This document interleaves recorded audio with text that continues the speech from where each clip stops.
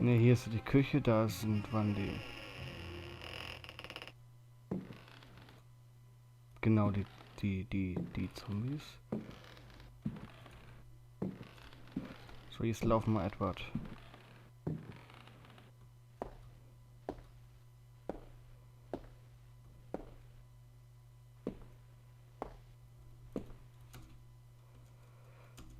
Die können wir nicht aufmachen. Ne, ist abgesperrt.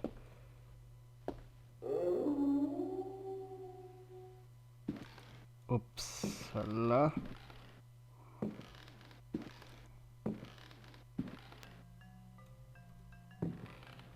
Dann gehen wir mal. Hier waren wir ja auch schon. Ach.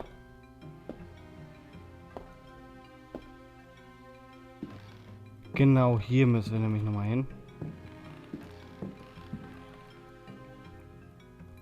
Müssen nämlich noch dran.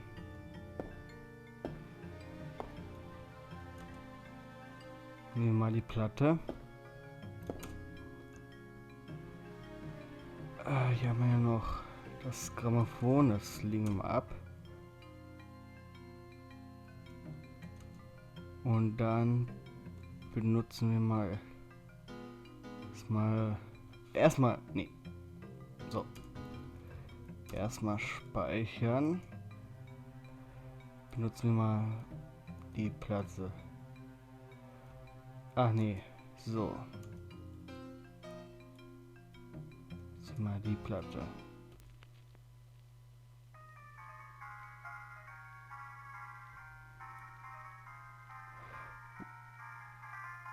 Okay.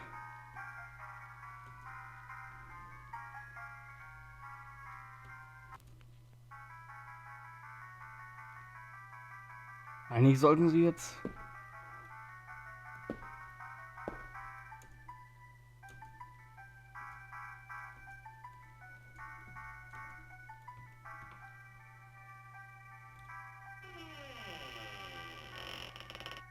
Ach, das ist die Tür. Ups.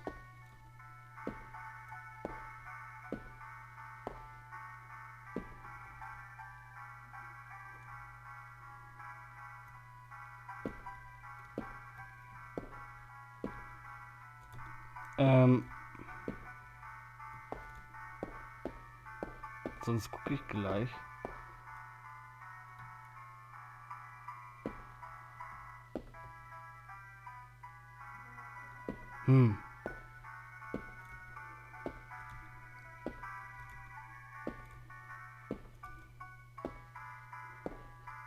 Wisst ihr was? Ich speichere jetzt hier nochmal. Versuch mal da so ranzukommen, oder hab ich.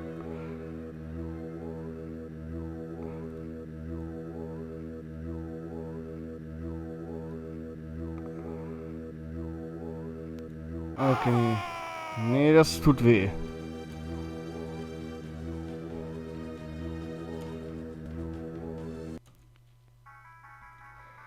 Probiere ich trotzdem nochmal.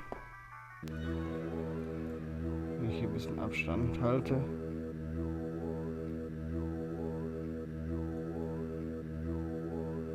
Ah nee, keine Chance.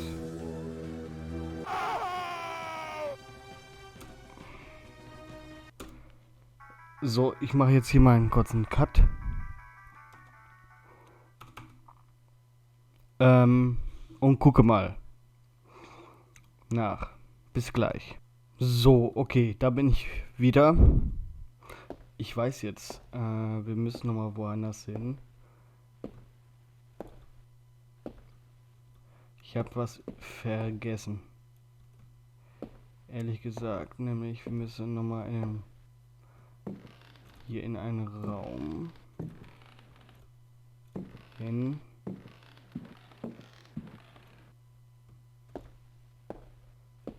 Hier war wohl angeblich noch einer, den ich noch nicht aufgemacht habe. Hier. Genau. Hier. Haben wir jetzt. Hier müsste noch ein Schlüssel sein. Weiß jetzt nicht welchen Schlüssel vielleicht das kann man nur werfen.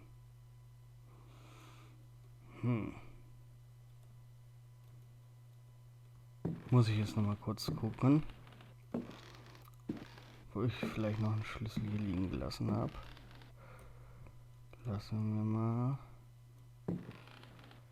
Also vielleicht der eine Raum, wo der Pirat ist.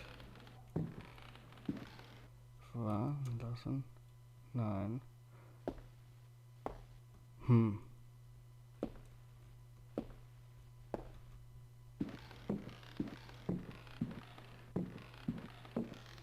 Muss ich ja wirklich nochmal das ganze Haus durchsuchen?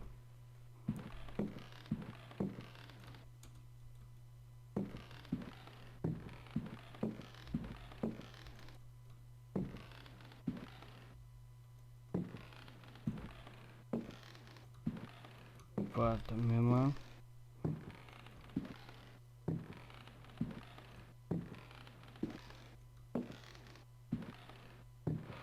Ich habe echt keine Ahnung.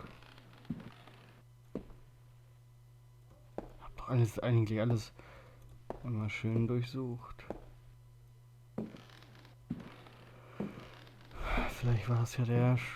nee, das war ja sicherlich der Kellerschlüssel, den ich hier liegen gelassen habe. Kellerschlüssel, ja. Hier vorne ist noch ein Schlüssel. Zum Ballsaal.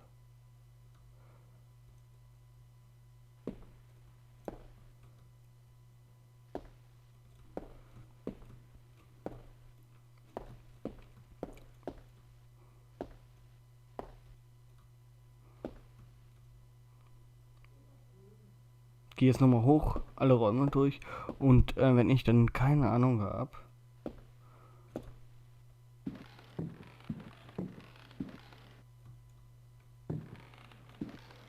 ich durchsuche auch nochmal hier.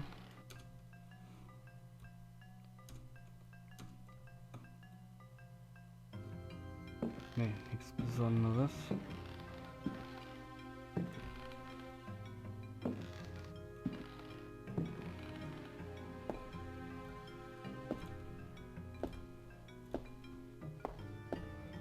Also in der Bibliothek war definitiv auch nichts mehr Besonderes. Das weiß ich.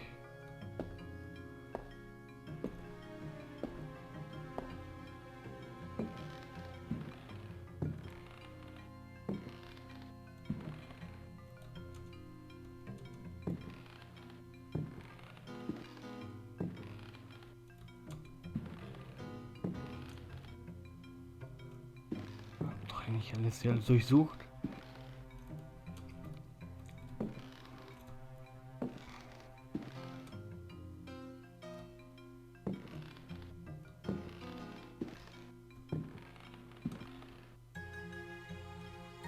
Wartet mal, ja, ich mache hier wieder einen kurzen Schnitt. Ja, so dass ich dann weiß, wann, wo das ist. Ich habe jetzt keine Lust zu suchen. So, da bin ich wieder. Jetzt weiß ich, wo wir hin müssen.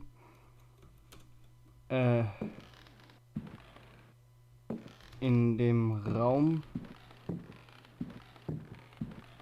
wo wir, hier, genau. Wo die Uhr ist, die kann man zur Seite schieben. Ich wusste es persönlich gesagt nicht, da soll ein Schlüssel sein. Wenn man die Uhr, war das hier? Ja, genau, die soll man schieben können.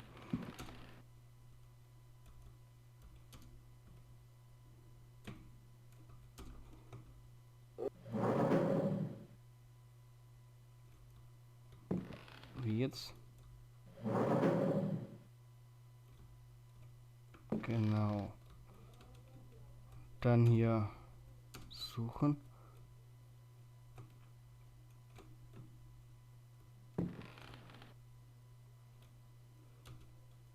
Und noch ein Pergament. Lesen wir das Pergament erstmal.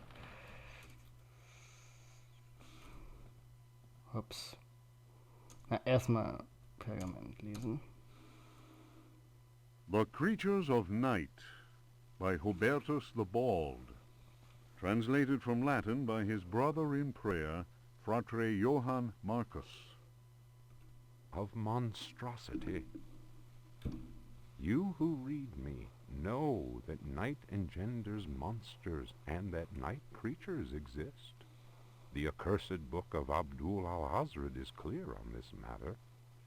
That is not dead which can eternal lie. Unhappy he whose eyes alight upon that foulest of texts. Unhappy he who implores the standing stones, for he will free the powers of darkness. Of the pit. Stagnant waters are like the memory of men. Beneath the surface calm, clawed beasts await and are known to initiates as the deep ones.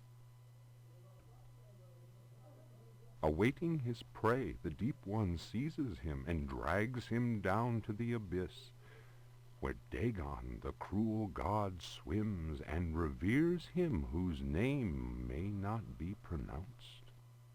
Of libraries. Unhappy he who frees the prowler. Unhappy he who meets the prowler erring among the books. He generates the vagabond that comes from other spheres. He believes the vagabond does not exist. He will feel the embrace of death, for in the eyes of the vagabond, books are no more than dreams, stone no more than wind. The vagabond knows how to take the breath of the reckless. Of strife. He who speaks does not know, and believes he is able to kill the creatures of the night. Folly. Evil is conjured up by science and secrecy. He who prowls among books will perish by the blade. He who flies in the dark caverns will scream in fear. He who swims in the depths will evaporate. But he who believes he knows nothing. Of death. There are domains more terrible than death. That is not dead which can eternal lie. Each creature is conjured up and is not dead, but returns to the origins.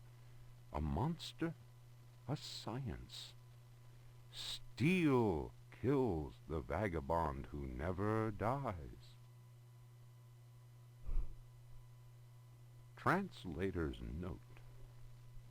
Here ends the manuscript of Hubertus, who died in the library of the convent of Teruella in the year of our Lord 1666. Requiescat in pace. Ja. Okay, das war ja auch nochmal ein bisschen was zum Lesen. Dann legen wir mal hier die Wesen der Nacht ab.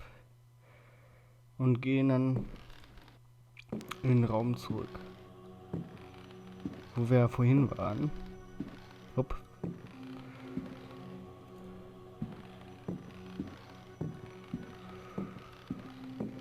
In den Raum, da wo wir nicht reinkommen. Man konnten. Ups.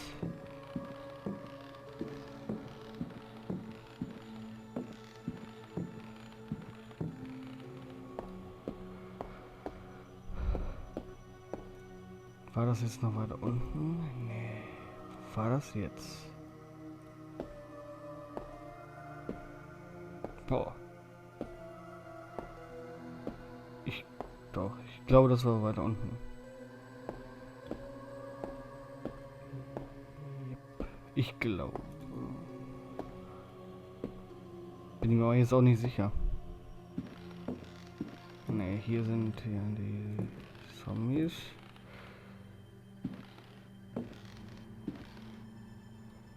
Da ist die Küche.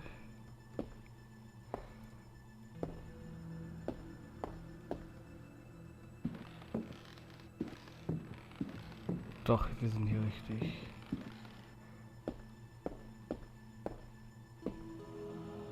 Ne, hier ist es. Hier sind wir falsch. Oder bin ich falsch?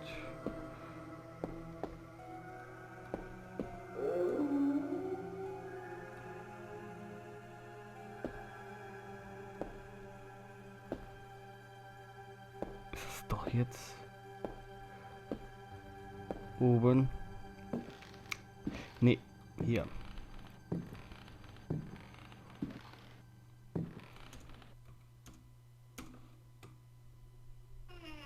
Genau. Dann legen wir mal hier ab. Brauchen wir nicht mehr. Und dann untersuchen.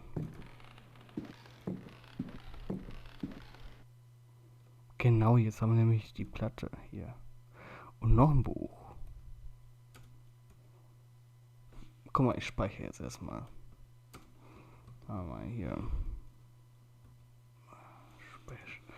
Stand 6 und lesen das Buch.